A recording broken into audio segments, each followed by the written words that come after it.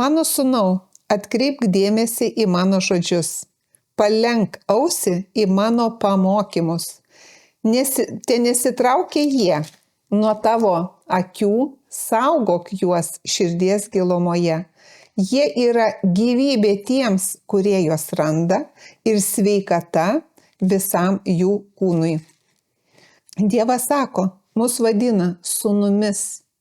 Tai rodo, kaip Dievas mus brangina, kaip viešpačiui mes esam brangus. Ir esame brangus iki tiek, kad Dievas sako, į ką kreipt mums dėmesį, į ką fokusuotis, kreipt dėmesį, apie ką man šiandien mąstyti. Atkreip dėmesį į mano žodžius. Į mano žodžius Dievas sako, atkreipk dėmesį.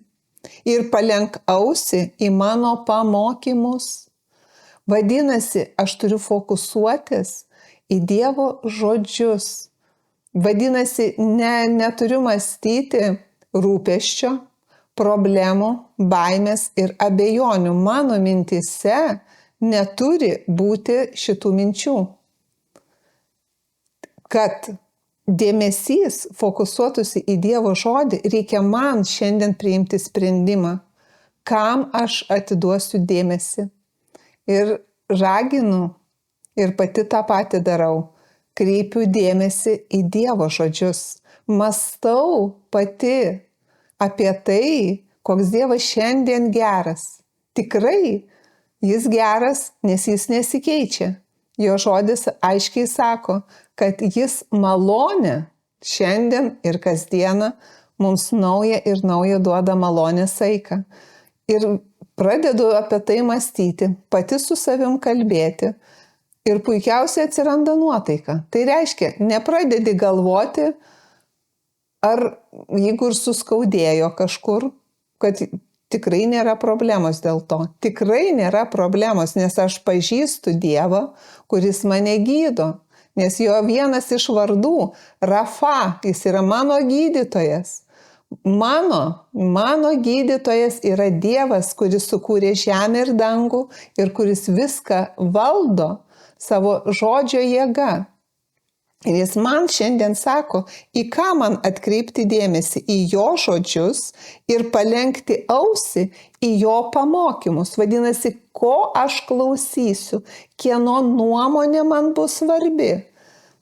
Ir aišku, kad aš suprantu ir sąmoningai priimu, kad man yra svarbi Dievo nuomonė, viešpaties nuomonė, kuris mane brangina, kuris mane vertina ir kuris man gyvenimą duoda su perteklium. Dievas taip aiškiai sako, į mano žodžius kreipk dėmesį, ne į problemą, ne į rūpestį, ne į nerimą, o į mano žodžius. O Dievo žodžiuose yra ramybė ir džiaugsmas. Ten nėra rūpesčio ir nerimo ir, taip sakant, chaoso be pabaigos. Tai reiškia, jeigu man suskaudo kažkas, jeigu blogi santykiai tiesiog vienas su kitu, ar ne, tai nepradedu to, taip sakant, rutuliuoti į blogąją pusę, bet stabdau save fokusuodama dėmesį į gerą.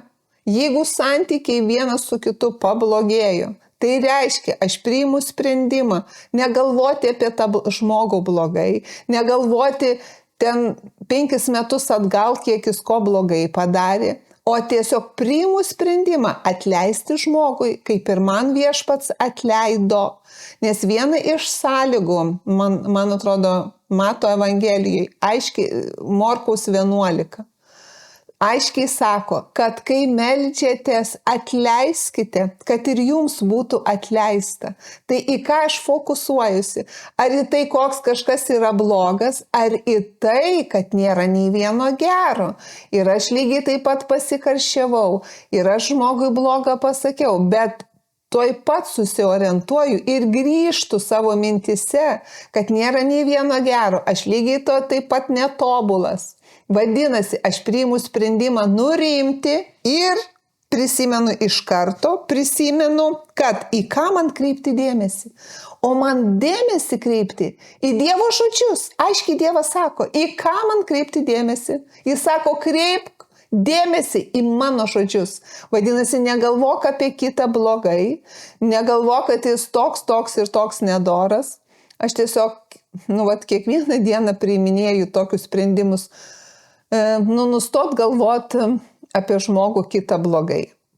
Sakykime, darbė yra aplinkybių daug įvairiausių ir vienas vienaip supranta, kitas kitaip, daug žmonių labai ir kažkas kažko nepadaro. Aš tiesiog turiu nustot apie kitus žmonės galvot blogai. Tai reiškia, turiu priimti sprendimą pati savo. Kiekvieną kartą aš tiesiog vis pas Dievą atsiprašau, Dieve, aš ir vėl nesuvaldžiau liežuvių, vėl blogai apie žmogų pagalvojau, vietoj to, kad aš tik tai, kai man nepatinka kažkokia aplinkybė, iš karto fokusuočiausi į ką atkreip dėmesį. Į ką atkreip turiu dėmesį? Į Dievo žodžius ir palenkti ausį į jo pamokymus. Ir vienintelis kelias žemėje yra gyventi ramybėj, gyventi džiaugsme, kai aš atkreipiu dėmesį į Dievo žodžius ir palenkiu ausį į jo pamokymus. Ir tada, žinokit, ateina tokia ramybė, nes tu supranti, kad Dievas yra toks geras ir kad viską įmanoma sutvarkyti ir kad kitam galima gerą žodį pasakyti ir gerų žodžių tu pasieksi daug daugiau, negu sakydamas blogus žodžius. Tai reiškia, ką aš turiu daryti? Aš turiu valdyti savo emocijas. Ir emocinį savo sielinį lygį aš valdau, kai prisimenu ir žiūriu į Dievo žodžius. Ir jeigu man atsirado skauda galva, nustosiu dabar galvoti, dėl ko man čia ta galva pradės skaudėti. Ar čia spaudimas pakilo, ar čia dar kažkas atsitiko, ar čia kraujagyslės, kažkas darosi su kraujagyslėm. Aš tiesiog pradedu dėkoti Dievui, kad mano ląstelės atsinaujina. Į ką fokusuoju savo dėmesį? Į tai, ką Jėzus jau padarė. Kad Jėzus išgydė, paėmė mano visas ligas ir negalės ir šiandien aš žinau, kad kas beatsitiktų, vis tiek mano ląstelės atsinaujina, nes Dieve, tu man duodi jėgų ir aš gyvenu ilgą ir laimingą gyvenimą, sveikatoje. Ir vėlgi, į ką aš fokusuoju savo dėmesį, į ką kreipiu dėmesį? Į Jėzų, ką jis padarė dėl manęs, o jis mane išgydė.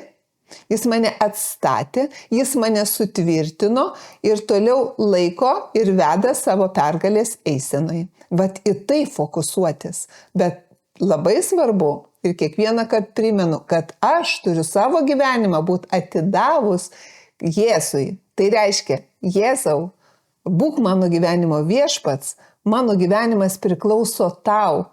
Tai yra būtina kiekvienam iš mūsų savo gyvenimus atiduoti Jėzui, kad ramiausiai kiekvieną dieną aš galėčiau bendrauti su viešpačiu kaip su savo tėvu. Tai labai linkiu kiekvienam savo gyvenimus būti atidavus viešpačiui ir fokusuotis, į dėmesį savo fokusuoti, būtent tai, ką sako jo žodis.